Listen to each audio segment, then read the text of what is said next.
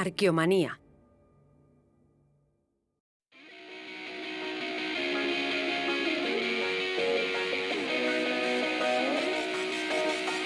Hermano neandertal. El mundo neandertal es realmente apasionante. Considerado como poco más que un bruto hace unas décadas, la arqueología ha demostrado que era una especie mucho más desarrollada, inteligente y sensible de lo que por entonces se supuso. En este programa vamos a ponernos al día con el conocimiento reciente, qué se ha descubierto, qué se sabe de ello, cómo era su mente. Y anticipo que todos estos conocimientos aún no hacen la especie más fascinante. Durante décadas, los neandertales se han considerado miembros de una especie incapaz de desarrollar tareas avanzadas y de poseer un mundo simbólico. Hoy sabemos que no es así, que estuvieron muy próximos a nosotros, los Homo sapiens. Su especie desapareció, pero su legado pervive y cada día sabemos más sobre ellos. Enrique Baquedano y Antonio Rosas han dedicado gran parte de su carrera a la investigación sobre el neandertal.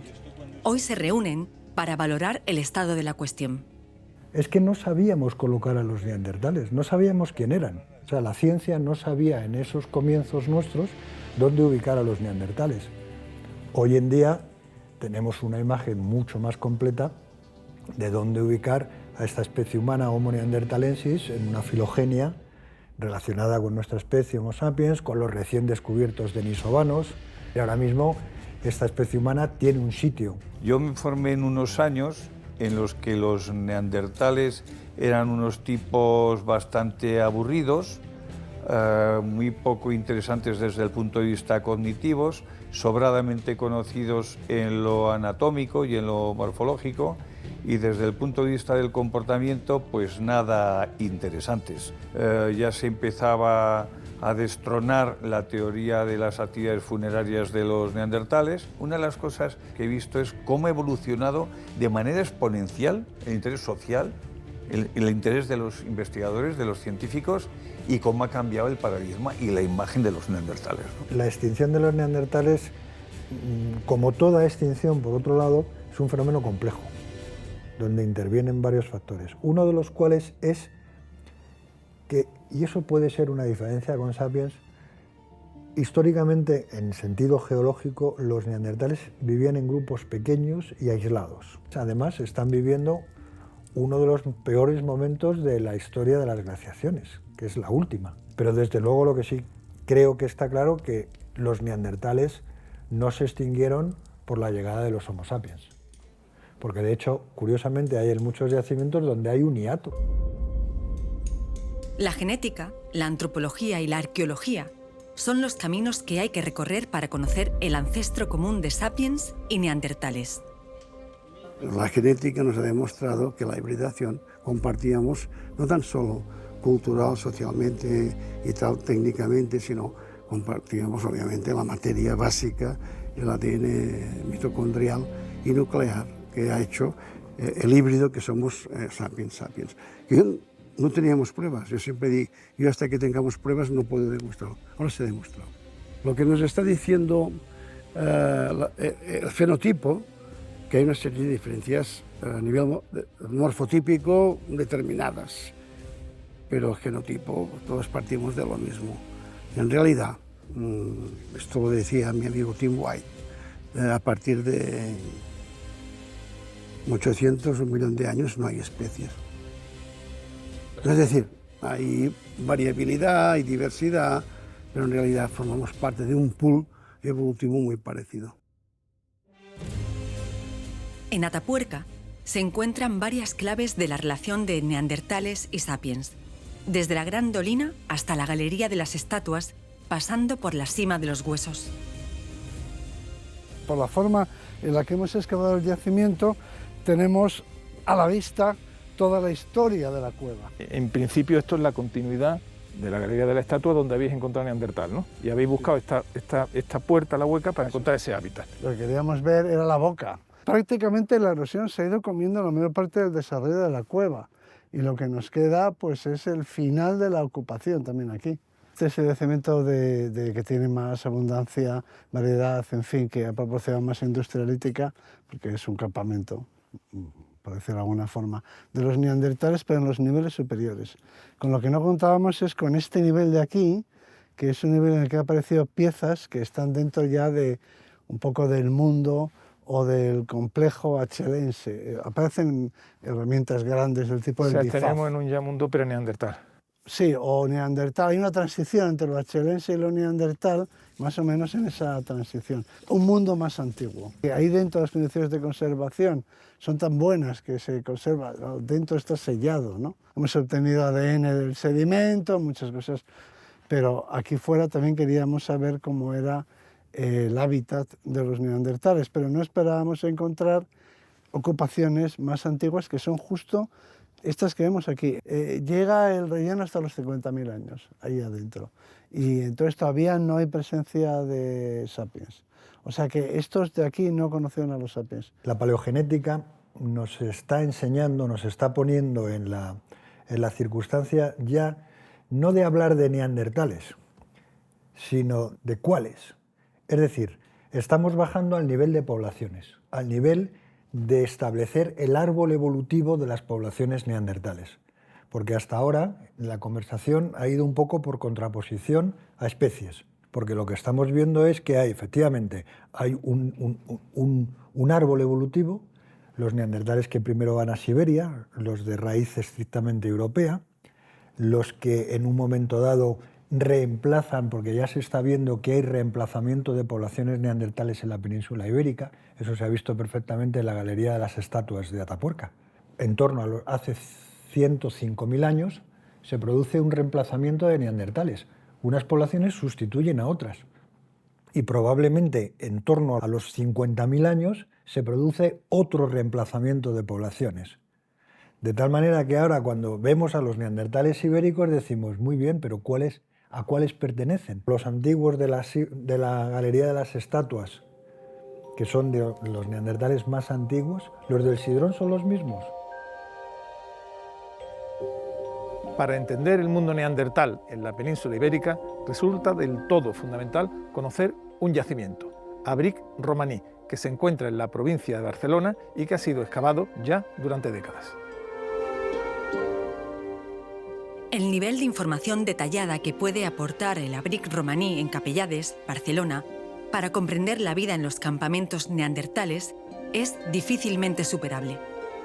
Las campañas de excavación siguen una estrategia muy bien planificada. Es una ocupación de neandertales datado de 60.000 años. Tenemos algunas cosas en común con otros niveles arqueológicos, teniendo en cuenta que ya hemos excavado 17 niveles anteriormente en este yacimiento, pero sí es verdad que hemos encontrado algunos patrones, algunas diferencias con otros niveles arqueológicos. A nivel de fauna solo tenemos 2 especies por el momento, lo que son ciervos y conejos. A nivel de industria lítica tenemos materias primas muy locales, los objetos son de muy pequeño tamaño, están utilizando una gran variedad de rocas, incluso rocas que normalmente no son muy aptas para cortar, como el esquisto, como el grés. O sea que vemos algunos patrones que son un poco diferentes en relación a otros niveles. Es una tecnología muy expeditiva. Lo que necesita son filos cortantes y lo que hacen es aprovechar al máximo la materia prima para obtener lasca, lo que serían los cuchillos sobre todo siles. Son como objetos muy polivalentes y sobre todo filos cortantes que estarían relacionados con todas las actividades de carnicería, su campamento, para las actividades de subsistencia. Lo que aquí sería la parte superior de la secuencia, en torno al 40.000, por ejemplo, encontraríamos más lo que son las industrias estandarizadas, el Levallois, o por ejemplo las tecnologías laminares del Paleolítico Medio, y nosotros lo tenemos al contrario, lo tenemos a 60.000, en torno a 55 o 60.000. O sea, sería como dar la vuelta a la estratigrafía. Es a partir de los 55.000 que empezamos a ver un cambio y sobre todo como si hubiera una movilidad territorial más grande con captación de materias primas de rocas de mejor calidad y llegando hasta 30 kilómetros en relación a otros niveles que máximo son 5 o 10 kilómetros. Tipos de registro que no se conserva, como es el caso de los hogares y de los fuegos, que nos dan tanta información para comprender también la vida social de estos grupos, aquí están conservados. Eudald Carbonell Ha sido el alma mater de este proyecto durante 4 décadas. Cuando empezamos aquí de jóvenes, yo tenía 30 años, planteamos ya una excavación en extensión. Es la excavación más grande y más importante del mundo en abrigo, porque empezamos arriba 300, 400 metros cuadrados. Nos ha permitido saber exactamente cómo los neandertales organizaban el espacio. Hemos buscado más de 400 hogares musterienses y tener la imagen, yo diría, más limpia, la imagen más acertada de los neandertales en la evolución. No hay en ningún lugar que hayan excavado más de 25 niveles redundantes de estructuración de neandertales. Al ver los 3 pies caídos al lado del fuego, al ver los hogares distribuidos, al ver las maderas conservadas en 3 dimensiones, teníamos fotos consecutivas redundantes de la evolución de los neandertales. Esto no ocurre en ningún otro lugar que yo sepa. De tener una lanza prehistórica, tener un digging stick, tener todo tipo de materiales conservados de madera y tener excavados 400 hogares musterienses nos permiten hacer grandes trabajos para entender la estructura de la evolución de las distintas especies del género Homo. Los neandertales dominaban muchos materiales y rara vez desechaban alguno. Su uso de la madera resulta menos conocido que su destreza con las industrias líticas. En Abric-Romaní se ha abierto una línea de investigación al respecto. Estamos excavando ahora mismo un negativo de madera que, aunque falta la investigación pertinente, pensamos que por sus dimensiones y su morfología fue usado como una lanza. Además tiene una fractura en uno de los extremos que creemos que es una fractura debida a un impacto. Esto siempre buscando paralelos de trabajos experimentales que se han realizado. Entonces, la lanza se abandonaría aquí justo cuando se rompió ese extremo y dejó de ser útil. Las dimensiones son exactamente las mismas que las de Schöningen, con 400.000 años o casi 400.000 años, y aquí estaríamos con unos 60.000. Hay una arquitectura, y además una arquitectura documentada sobre plano, sobre planta, pero también con elementos constructivos. Hay acumulaciones de leña que son leñeros, son leña para quemar, pero estos leñeros separan el espacio en diferentes áreas con actividades diferentes. En el nivel N lo que descubrimos fue, justo donde yo estoy ahora mismo, un palo de 5 metros de longitud, 10 centímetros de diámetro, sin ninguna rama, es decir, estaba trabajado y estaba caído en esta posición, donde estoy yo en esta posición. Pensamos, sin ninguna duda, porque hicimos todos los experimentos posibles, que ese palo estaba apoyado justo en esta pared. Además, alrededor de la pared, de este arco que tenemos aquí, había 8 pequeños hogares, y en la entrada, justo aquí, había un gran hogar doméstico que estaría fuera de la cabaña. Ese palo seguramente fue utilizado como un paraviento, un palo para poner diferentes objetos, pieles, seguramente había más y solo se conservó una.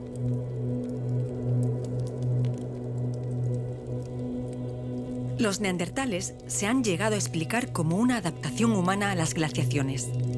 ¿Estamos en realidad ante un escenario más complejo? ¿Qué es lo que ha determinado evolutivamente que los neandertales sean eso que llamamos neandertales? Se puso, digamos, en boga y fue una interpretación generalizada y casi universal de que los neandertales eran neandertales como una adaptación climática. A la glaciación. A los climas fríos. Esa interpretación morfológica, esa interpretación funcionalista, funcional, no se sostiene. En todo caso, podrá venir una contestación más sólida de una parte de la genética que no se está abordando, que es la genética del desarrollo. De la resolución del cómo funcionan los genes, quizá emerja una respuesta a por qué los neandertales eran neandertales. Esta gente vivió en un universo en el que cada 2×3 se pasaba, en términos geológicos, de mucho frío a un clima cálido, y de un clima cálido a mucho frío. Claro, es que venían de una tundra a unos bosques, digamos, templados, y yo supongo que eso también tuvo que transmitirse de alguna manera en los linajes, en las tradiciones culturales de los neandertales. Claro, los periodos glaciares son muy largos, pero la deglaciación es muy rápida. Es muy probable que en esta cosmogonía de la que hablamos tuviese también incorporada la noción de decir, es que aquí había una fauna que de buenas a primeras ha cambiado radicalmente. Y el comportamiento cambia. Cambia todo. Es decir, es un mundo cambiante, completamente cambiante, ¿no? Hemos estado excavando hasta ahora toda la secuencia en un clima más o menos templado, salvo alguna diferencia, y las ocupaciones son muy repetitivas. Y justo ahora estamos entrando, ellos estarían saliendo de un periodo muy frío. Sí creemos que habrá algunos cambios. De hecho, las dificultades que tenemos ahora mismo para interpretar el nivel que estamos excavando probablemente están muy relacionadas con el cambio de ocupación, que se relacionará también con el cambio de clima que vamos a ver. Ahora estaremos en el rango ese de los 60.000, es un momento de transición en el que están saliendo de un periodo muy frío y entrando en un periodo más cálido, más templado.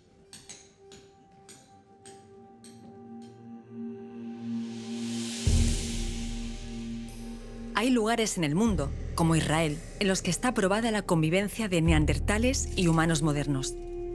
A veces es casi imposible distinguir su comportamiento. Los habíamos mirado con unos ojos equivocados, porque desde mi punto de vista siempre habíamos pensado de partida que no se parecían en nada a nosotros y que en consecuencia había que justificar cada adelanto tecnológico o en el comportamiento. Y nunca se partió de la inversa, de que eran muy similares a nosotros. Desde el punto de vista de lo que el registro arqueológico nos habla de su comportamiento, de las poblaciones del Paleolítico Medio en Eurasia, es que nos dice que el comportamiento es indistinguible de comportamientos propios del Paleolítico Medio de Sapiens, anatómicamente Sapiens.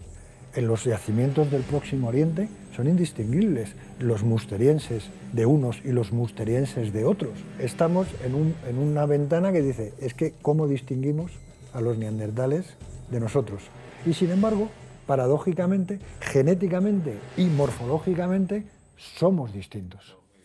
Somos distintos. Entonces, para mí esto es una paradoja nueva, no resuelta. De hecho, es posible que el ancestro común esté aquí o muy cerca. ¿Qué nos dice ese antecesor de la evolución humana? Y sobre todo del origen. ¿Somos nosotros? ¿Es nuestra estirpe? Empezamos a ser nosotros. Podríamos que decir Homo antecesor es el origen de esa humanidad emergente, ¿no? Ese cambio importante en el que empezamos a ver rasgos que encontraremos en Homo sapiens y en Homo neanderthalensis, porque tiene una serie de características en sus dientes, unos dientes primitivos, algo que no era de sorprender dada la antigüedad que tenía, pero viene combinado con lo que llamamos una cara moderna.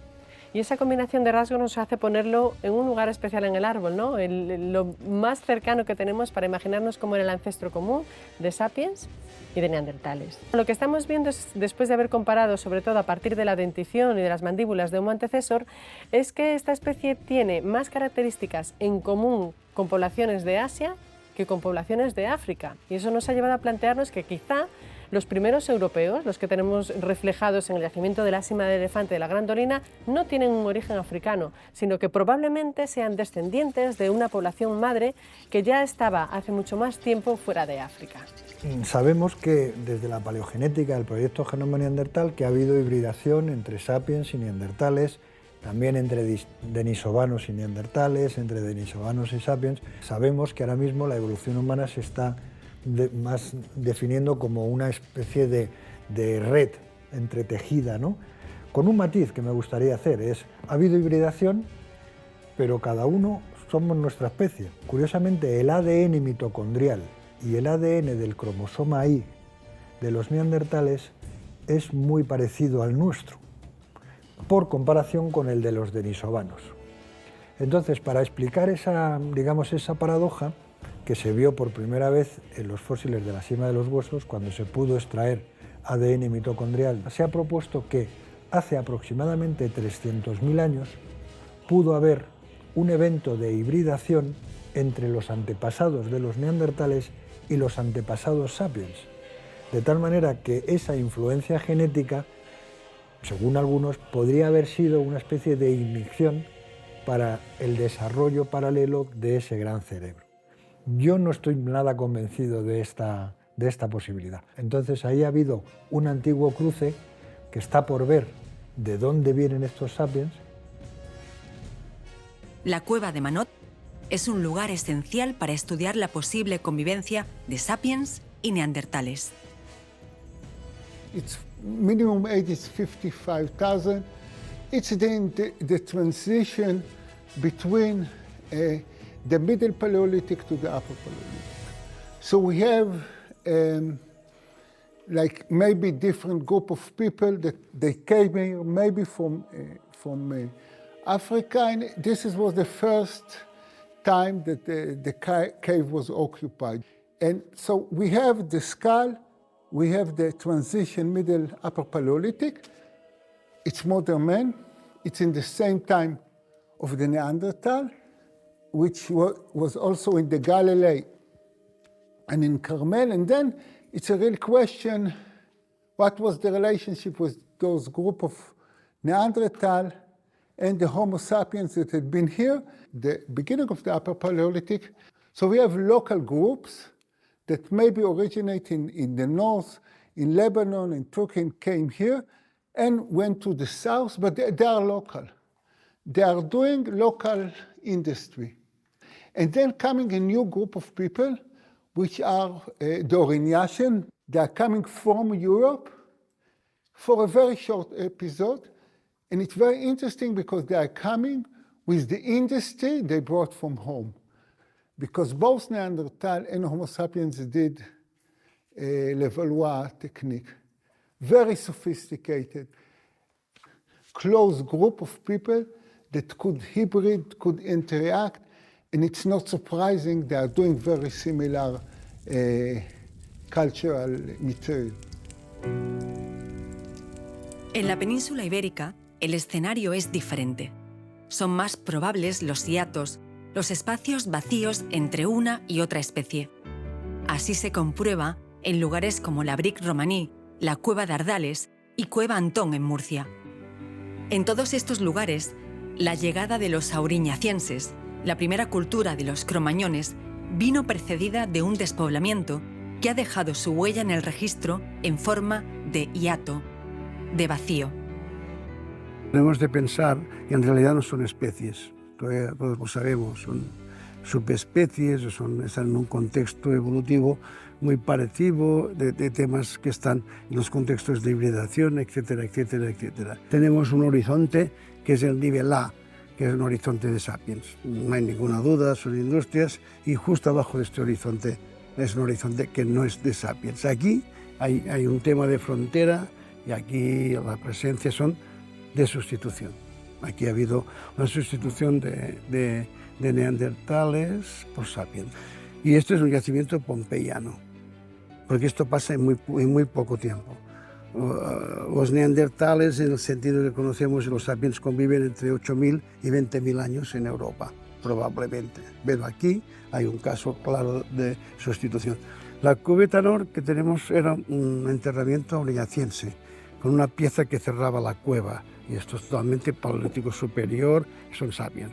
Pues unos 35.000 años, 35 o 40.000 años. Es claramente aurignaciense, asociado a Homo sapiens, y a partir del nivel B, estamos en el R, 18 niveles, todo es conjuntos líticos y arqueológicos asociados a neandertales. Hay realmente un hiato, como pasa en otros yacimientos de neandertales en la península y sobre todo lo que es en el noreste peninsular, en el Mediterráneo.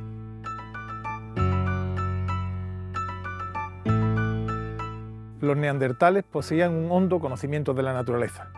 Conocían las costumbres de la fauna de la que se alimentaban, la época de fructificación de los frutos que recolectaban, las hierbas medicinales y alimenticias. Este hondo conocimiento les permitió establecer una estrategia de supervivencia con comportamiento y utillaje que le permitiría sobrevivir durante cientos de miles de años.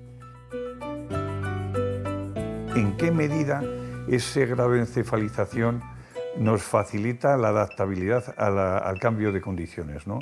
Esto es un aspecto que a mí siempre me llamó la atención. Cuando descubrimos el abrigo de Navalmarillo, una de las cosas que más me llamó la atención es la enorme capacidad adaptativa de los neandertales a las materias primas que tenían. Es decir, no se especializan porque tallan todo lo que tienen a su disposición, pero tienen unas habilidades realmente extraordinarias, muy similares a las que tenemos los sapiens. Los neandertales dominaron el fuego completamente. Eso influyó de manera decisiva en varios aspectos funcionales como la preparación de alimentos y cognitivos como la transmisión cultural. El fuego es un recurso que probablemente nos humanizó a nosotros y a nuestros hermanos neandertales. El grupo que esencialmente domestica el fuego son los neandertales. Es algo que empezamos a ver a partir de hace 300 y pico mil años, que es una de las razones por las que pudieron sobrevivir a la glaciación, ¿no? Pero claro, es que el fuego lo es todo, es la gran revolución tecnológica. Me puedo imaginar la transmisión cultural, y de hecho me imagino siempre en torno al fuego. Cuando a mí me dicen que refleje lo que es el mundo, la cultura, la civilización y los valores neandertales, siempre me imagino a un anciano neandertal en torno a un gran hogar, contando a jóvenes neandertales, lo que llamo la escuela neandertal. Hablando de cuando había rinocerontes lanudos que han desaparecido. La sociabilidad en torno al fuego, la caza, puede ser el agente realmente, digamos, motivador de que esto empiece a funcionar de otra manera. Yo creo, sin duda alguna, es decir, sobre todo porque nuestro cerebro es un consumidor bestial de energía, necesitamos para alimentarlo una enorme cantidad de proteína y de grasas, y la utilización del fuego, la domesticación del fuego, es lo que permite precisamente cocinar para digerir e incorporar esa energía de una manera muchísimo más rápida, ¿no? O sea, yo creo que el proceso de encefalización tiene más que ver con la domesticación del fuego, como muy bien dices tú, Antonio, que con esa hibridación. No tenemos fuego en Atapuerca, no sabemos cuándo llega el fuego. Para que nos haya modificado a nosotros, tiene que ser sistemático. El uso ocasional no habría producido ningún cambio en el organismo. Como parece que la fisiología dice, si nosotros estamos moldeados por el fuego, nuestro sistema, nuestro aparato digestivo y masticador, en fin, no se entiende sin el uso del fuego para preparar el alimento. Y si esto parece muy antiguo, solo se puede explicar si el fuego es parte de su vida. Hace asimilable el alimento, y luego hay muchas plantas que son tóxicas, que tienen toxinas, que también se pueden eliminar por el fuego. Es decir, no entendemos la biología humana, al ser humano, sin el fuego. El uso de fuego y, por tanto, el consumo de comida cocinada no fue la única ventaja evolutiva de los neandertales. Es posible que tuvieran acceso a una farmacopea más o menos extensa. Aunque parezca inverosímil, es un hecho demostrado. Cuando publicasteis lo del manejo de medicinas en el Sidrón, eso es fruto, sin ninguna duda, del gran conocimiento que tienen la naturaleza. No cabe duda, porque además, claro, fíjate, nosotros ahí publicamos en dos fases, unas por datos puramente del sarro, del contenido material del sarro, y luego un segundo trabajo más sofisticado del contenido genético almacenado en el sarro, ¿no? Claro, y ahí aparecen los antibióticos, el penicillium, aparece el ácido salicídico. Utilizaban algo que probablemente les quitaba un dolor. Continuará.